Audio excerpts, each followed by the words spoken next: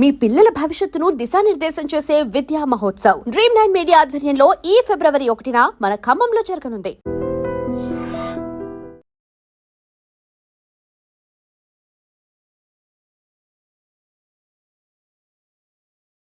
నమస్తే, welcome to I Dream inside politics with కవిత.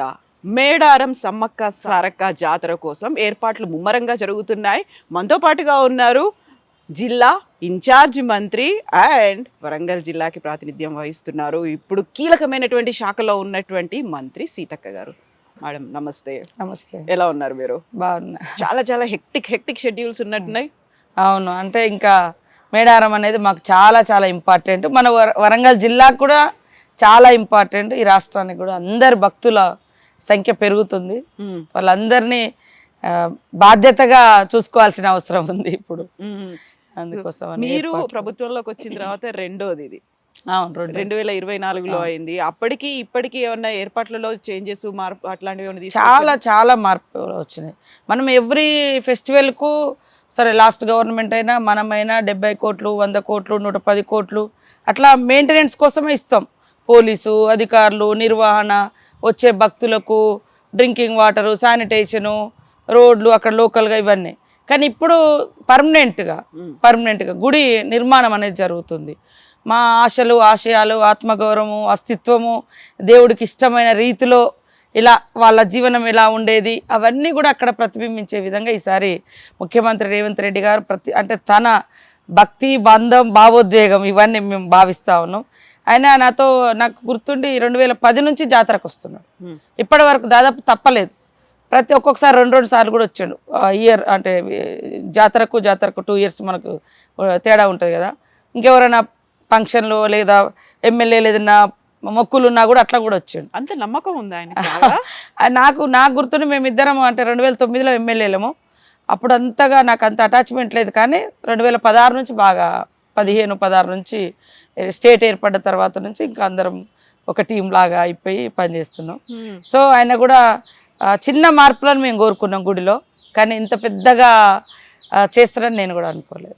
ఇప్పుడు కేసీఆర్ యాదగిరిగుట్టని యాదాద్రిగా చేసినట్టు ఇప్పుడు మేడారంని సీఎం రేవంత్ రెడ్డి అంత స్థాయిలో అభివృద్ధి చెయ్యాలి అని. అయితే అక్కడ మనకి మిగతా దేవాలయాలతో పోలిస్తే అక్కడ ఉన్నటువంటి వన దేవతలు, సంస్కృతి సంప్రదాయాలు, విభిన్నమైనటువంటి శైలి ఉంటుంది.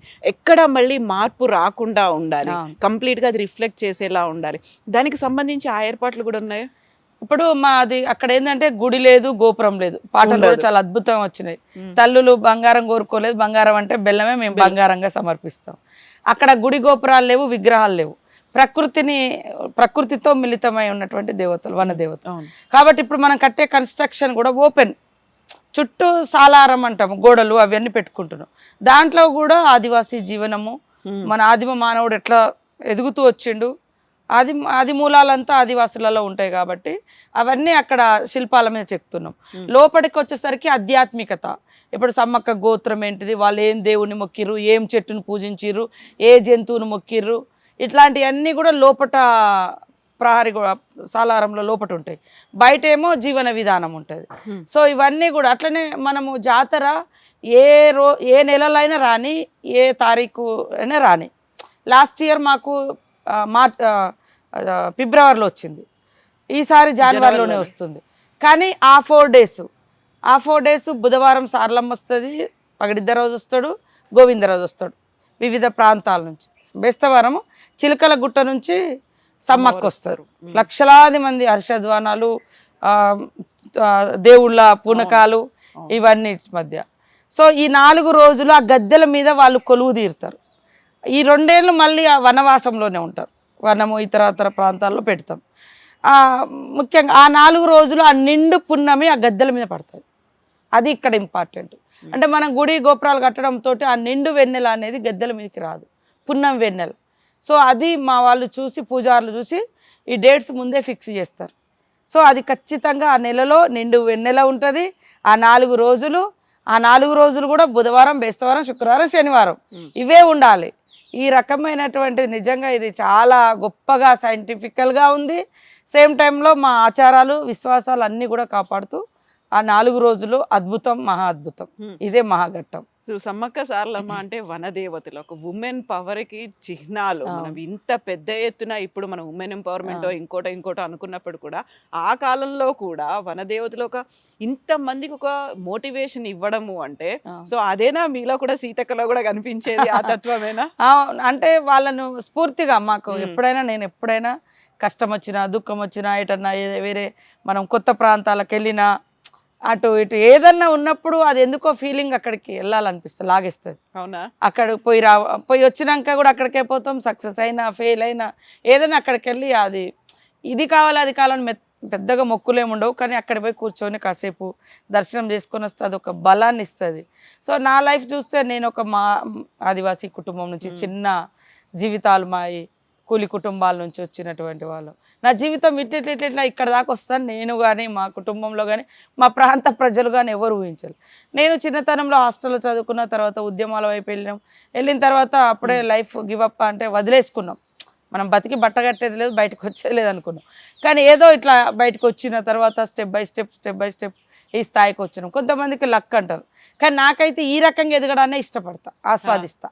ఎందుకంటే సడన్గా వచ్చి ఏదో ఎదిగితే దాంట్లో ఆ కష్టము, ఆ ఇష్టము అవన్నీ ఉండవు. నేను దేవుణ్ణి ఒకటే కోరుకునేది ఎప్పుడైనా. నేను చాలా బయట నుంచి చూసిన రాజకీయాల్లోకి వచ్చిన తర్వాత. సరే చిన్నప్పుడు మా అమ్మ నాన్న పేరు కూడా సమ్మక్క సాంబయ్యనే, మా అన్న పేరు సాంబయ్య, తను ఎన్కౌంటర్లో చనిపోయాడు. తర్వాత నా పేరే కొద్దిగా మా ఇంటి పక్క వాళ్ళు వీళ్ళు కొంచెం నా ట్రైబల్ ఫ్యామిలీస్ కొంచెం ఇట్లుంటే స్టైల్గా ఉంటుందని ఏదో పెట్టినప్పుడు. కానీ నా తర్వాత ఉద్యమంలోకి వచ్చిన తర్వాత నాకు మళ్ళీ ఎస్ పేరు మీద సీతక్క అని వచ్చింది. అది నాకు చాలా సంతోషం. సో అంటే చిన్నప్పటి నుంచి మా కుటుంబాలు పుట్టెంటుకలు, నా మనవరాలు పుట్టెంటుకలు అందరూ అక్కడే ఉంటాయి, అట్లా అనుబంధం ఉన్నటువంటిది. కాబట్టి ఈ స్థాయికి రావడంలో నేను 2004లో పాలిటిక్స్లోకి వచ్చినప్పుడు అనుకునేది, బయట నుంచి చూసేది అన్నట్టు. వాళ్ళు వేరే వాళ్ళు ఎమ్మెల్యేలు, ఎంపీలు, మంత్రులు, అధికారులు, ఆడావుడి ఇవన్నీ. కానీ ఇట్లా కాదే, ఇక్కడ ఏదో జరగాలి, ఏదో మిస్ అవుతున్నాం మనది. ఓకే, అందరు దేవుళ్ళు, అన్ని కులాలు, అన్ని మతాలు వస్తారు, పూజిస్తారు. ఇది ఒక కుటుంబం. మాకు అంటే పుట్టింది ఆదివాసిగా వాళ్ళు, కానీ అందరి కోరికలు తీరుస్తున్నారు. కాబట్టి ఇన్ని కోట్ల మంది డే బై డే పెరుగుతున్నారు. అందుకని అందరి విశ్వాసాలను కాపాడాలి. సేమ్ టైంలో అక్కడ ఉన్నటువంటి ఆదివాసుల నమ్మకాలు, సాంప్రదాయాలు, ఆ తల్లుల యొక్క చరిత్రను కూడా కాపాడాలి అని నేను అది ఉండేది. ఎప్పుడైనా ఒక్కసారి నాకు అధికారంలో ఉండి జాతర నిర్వహించే అవకాశం రావాలని కోరుకున్నాను, అంతే. నేను మంత్రి అయితేనా, ఈ శాఖ ఇది అసలు 20 ఏళ్ళ కింద 2004లో నేను పాలిటిక్స్లోకి వచ్చిన, 2009లో ఫస్ట్ టైం ఎమ్మెల్యే అయినా. అప్పుడు ఇంకా అనిపించింది, నేను అప్పటి నుంచి కొద్దిగా నేను కొన్ని సూచనలు చేసేది, కానీ అధికారం అనేది లేదు. మనము రిక్వెస్ట్ చేస్తాము, ఆ మంత్రులు లేకుంటే ఆ అధికారులకు వాళ్ళకి తెలిసిన నాలెడ్జ్ని అక్కడ పెడతారు. కానీ ఇప్పుడు మేము కానీ, మా పూజారులు కానీ, మా పిల్లలు కానీ, ఆర్కిటెక్ట్ అంటే రీసెర్చ్ చేసిన పిల్లలు, ఇది ఈ బొమ్మ ఈ గోడ మీద ఉండాలనా వద్దా, ఇది ఎందుకు, దీన్ని ఏం చిహ్నము, ఎందుకు పెడుతున్నాము అనేది ఇంత డీప్గా మేము పెట్టుకుంటే అక్కడ సీఎం గారు పూర్తి స్వేచ్ఛనిచ్చారు. మీరు కరెక్ట్గా మీ పద్ధతిలో మీరు చేసుకోండి, నేను కావాల్సిన మీకు బడ్జెట్ నేను రిలీజ్ చేస్తా అని. అట్లా అది ఇన్ని రోజులకు నాకు అంటే నేను అప్పుడు ఒక్కటే అనుకున్న, ఒక్క అవకాశం రావాలి అని. ఆ అవకాశము సీఎం గారు రేవంత్ రెడ్డి గారు ముఖ్యమంత్రిగా ఉండడము, ఆయన కూడా చాలాసార్లు దేవుడి దగ్గరకు వచ్చిండు. వారు కూడా పాదయాత్ర అక్కడి నుంచే స్టార్ట్ చేసిర్రు. మా ఎలక్షన్ క్యాంపెయిన్ కూడా ములుగు జిల్లాల నుంచే విజయబేరి, అప్పుడు రాహుల్ గాంధీ, ప్రియాంక కూడా అక్కడ రామప్ప నుంచి అక్కడికి వచ్చి ఇదంతా. కాబట్టి ఇది నా అదృష్టంగా చేస్తా ఉన్నా. చాలా మీరు అన్నట్టుగా లాస్ట్ జాతరకు ఈ జాతరకు చాలా మార్పులు వచ్చినాయి. మీరు కేసీఆర్ గారు చేసిర్రు, ఇది రేవంత్ రెడ్డి చేస్తున్నారు. కేసీఆర్ గారు అంటే వాళ్ళ కుల దైవం అని కూడా మొన్న ఈ మధ్య కవిత అన్నది, ఇది లక్ష్మీ నరసింహస్వామి వాళ్ళ ఇంటి దైవం అని. సరే, ఆయనకు ఈ సీఎం గారికి మా కుటుంబాలతోటి, మా దేవతలతోటి, మా రేవంత్ రెడ్డి గారికి అలాంటి గతం ఏమి లేదు. కానీ ఆయన ఎందుకో ఒక భావోద్వేగం ఉంది, బంధం ఉంది. ఈ ఇష్యూస్ పట్ల ఆయన కొంత సానుభూతి కూడా ఉంది. వీళ్ళు అడవి ప్రజలు, వీళ్ళందరూ అంటే మొక్కుకునే దైవం వాళ్ళే కాదు, ఇన్ని లక్షల మంది పోతున్నారంటే అక్కడ శక్తి ఉంది అనేది ఆ రకంగా ఆయనకు ఆ భావంతో అది చేసిండు. ఎందుకంటే ఆయన కుల దైవం కాదు, కుటుంబ దైవం కాదు, ఆయన ఏదైనా స్వార్థంగా చేయడానికి ఏమీ లేదు. కేవలము ఇన్ని లక్షల మంది. ఇంకోటి ఏంటంటే మన దగ్గర మాస్ జనాలు వచ్చే జాతర ఇది. ఖాళీ 1 రూపీ బిల్ల లేకుండా కూడా నా చిన్నతనంలో కానీ ఇప్పుడు కూడా మూటలు వేసుకొని 3 రోజులు మేము మా ఊరు నుంచి నడుచుకుంటూ వచ్చి ఆ దేవుణ్ణి దర్శనం చేసుకుని ఇప్పటికి కూడా వడిబాల బియ్యము, మన కొబ్బరి, ఎండు కొబ్బరి, ఖర్జూరాలు అవన్నీ మా అమ్మ వడిబాల బియ్యం ఒక 1 వీక్ ముందే బుధబేస్తవారం ముందే ఇక్కడ చేసుకుంటారు ఇంట్లల్లో. నెక్స్ట్ బుధబేస్తవారం శుక్రవారం మళ్ళీ జాతర కాడ ఉంటారు. మళ్ళీ నెక్స్ట్ బుధబేస్తవారం ఇంటికాడ మళ్ళీ చేస్తారు తిరుగువారం జాతర. అట్లా 3 పండుగలు చేస్తాం మేము. సో ఇది ఇలా అంటే అవన్నీ కూడా ఒక మధురమైన స్మృతులు. సరే ఏది ఏమైనా అది ఒక గొప్ప అదృష్టం నాకు వచ్చింది. సో దానికి తగ్గట్టుగా మా క్యాబినెట్ కానీ మా మంత్రులు, ముఖ్యమంత్రి గారి ఆలోచనను అందరూ యాక్సెప్ట్ చేయడము, ఇదంతా కూడా ఏంటంటే మాస్. ఇదే మాస్ మళ్ళీ వెమ్లవాడ కూడా వస్తారు మన దగ్గర. మీకు తెలుసు, మీరు వరంగల్ బిడ్డగా మన వాళ్ళందరూ ఎక్కువ మాస్ జనాలు వెమ్లవాడ పోతారు, తర్వాత మళ్ళీ అక్కడికి వస్తారు. ఈ 2 దేవాలయాలు రేవంత్ రెడ్డి గారు చేపట్టడం జరిగింది. సీఎం గారు మన ప్రభుత్వం వచ్చిన తర్వాత చాలా మంది హర్షిస్తూ ఉన్నారు. అంతకుముందు వెమ్లవాడని ఎవరన్నా మార్పులు చేర్పులు చేయాలంటే భయపడేటోళ్ళు. సరే అదేదో సెంటిమెంటో ఏదో అనుకుని, కానీ ఆయన భక్తుల యొక్క విశ్వాసాన్ని, నమ్మకాన్ని కాపాడాలని ఇవి 2 చేయడం అనేది చాలా అద్భుతం, మహా అద్భుతం ఇది.